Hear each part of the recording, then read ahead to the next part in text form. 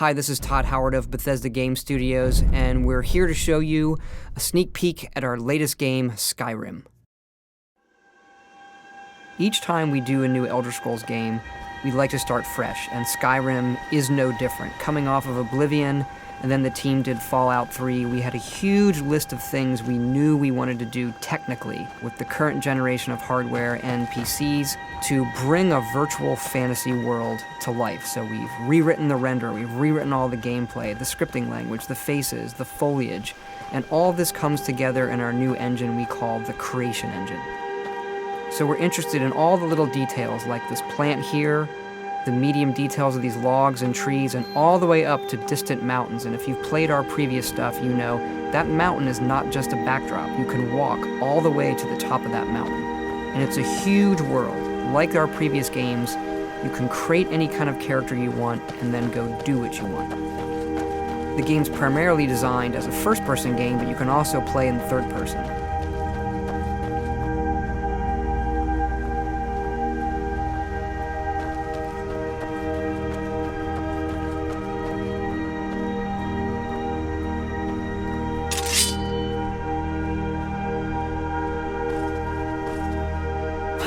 Our big motto for Skyrim is, you are who you play.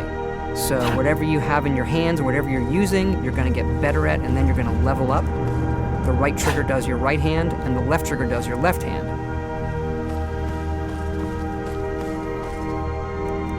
And you could put either a weapon or a spell.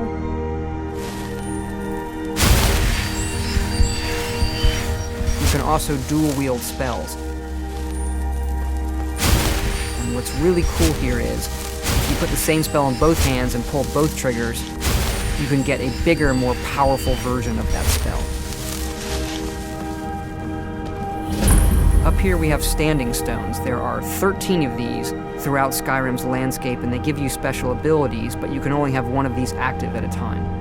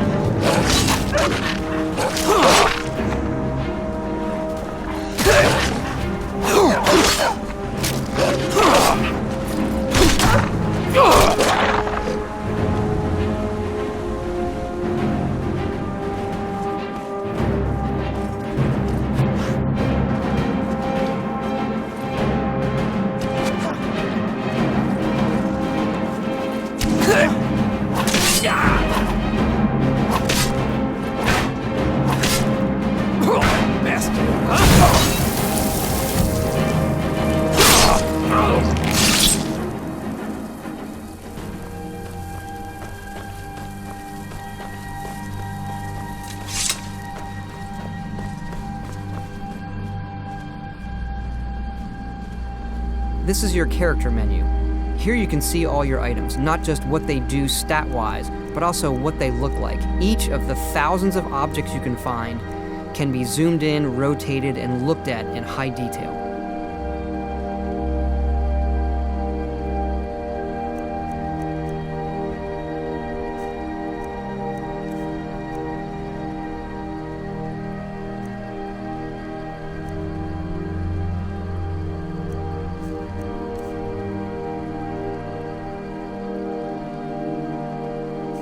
With the skills menu, you look to the heavens, and here you can see all of your skills, how they're progressing, and as your skills increase, you'll push yourself to leveling up. The higher the skill, the more it affects your level progress. And when you level up, you get to pick a perk. Each of these skills has its own perk tree. As you develop your character, it's like the game is drawing this custom constellation for who you are. Lastly, we have the map, and we're just going to pull the camera back here and show you how the level of detail system works in the game. We're just rendering the whole world.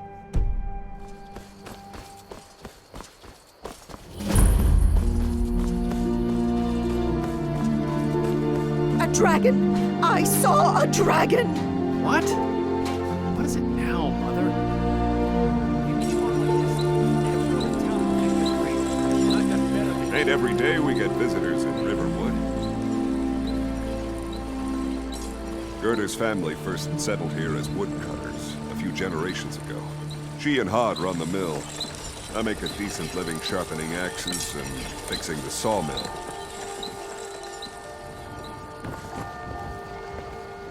Here for work? Get an axe. And bring me all the wood you can chop.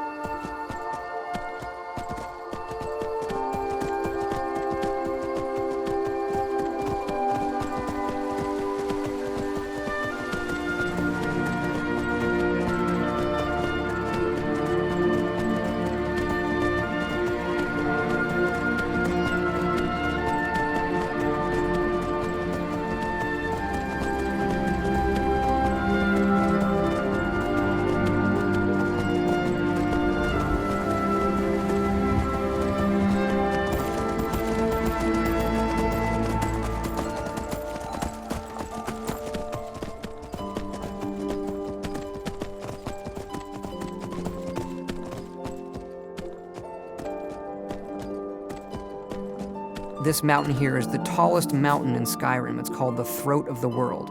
It is home to the Greybeards, who are masters of the voice. The voice is the ability to use the language of dragons and form these magical shouts. And this is a power that you will learn throughout Skyrim's main quest.